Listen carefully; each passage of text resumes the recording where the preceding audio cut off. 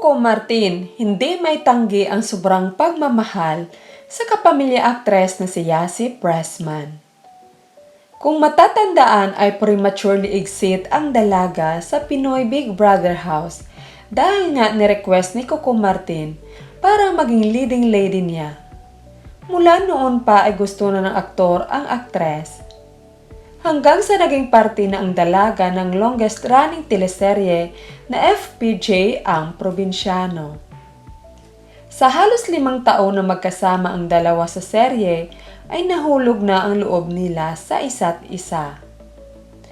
Sa nakalap ng aming insider, noon pa man ay may paghanga at nagpapahiwatig na talaga ang aktor na si Coco Martin sa dalaga nang naramdaman niya. Kaya hindi maitago ang sweetness ng dalawa, mapa-on cam or off cam man, sa tuwing magkasama ang mga ito. Dahil nga more than friend ang feelings nila sa isa't isa. Naging open na din sila sa kanilang mga pamilya.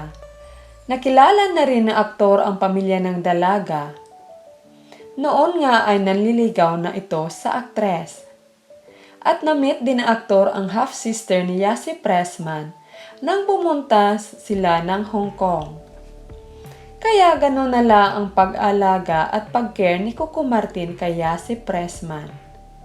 Kahit hindi nila aminin, pero makikita na talaga kahit ang makasamahan nila sa work ay saksi sa relasyon ng dalawa.